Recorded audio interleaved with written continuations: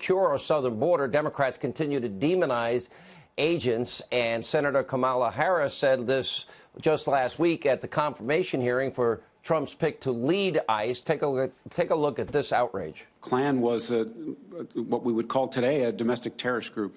Why? Why would we call them domestic terrorist group? Because they tried to use fear and force to change political environment.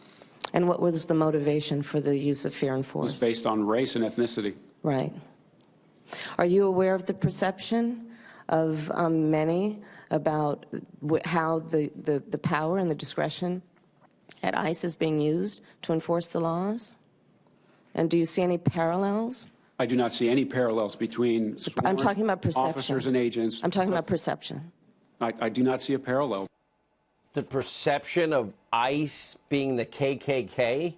Here with reaction, Fox News contributor Tammy Bruce and former acting ICE director, Fox News contributor Thomas Homan is with us.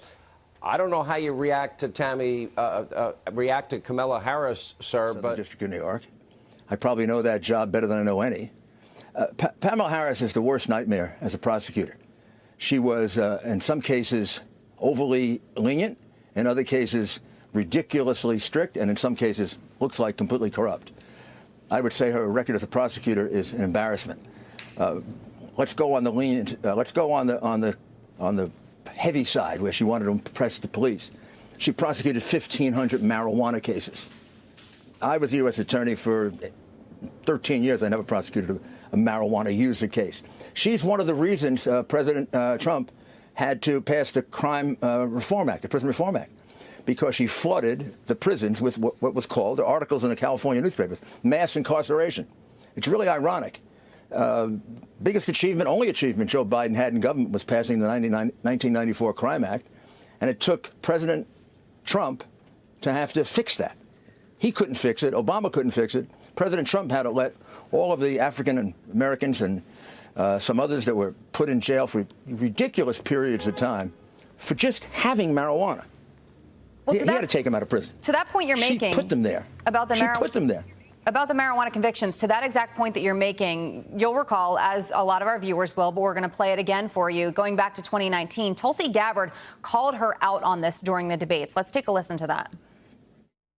She put over 1,500 people in jail for marijuana violations and then laughed about it. Senator Harris, when you were in a position to make a difference and an impact in these people's lives, you did not. It started getting more violent and more rough. And the very last time he attacked me, he dragged me into the room, I actually blacked out and floated away while he was molesting and raping me.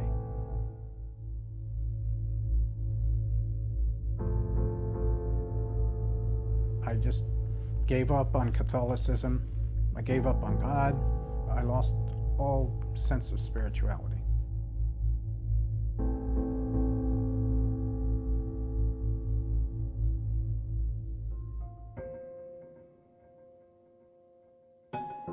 I went with another victim to Terrence Hallinan's office, the DA's office in San Francisco, and we were introduced to Hallinan and another DA's assistant, who told us they virtually had all these boxes, about like a room full of files that they had gathered and collected and subpoenaed from the Diocese of San Francisco on all these priests.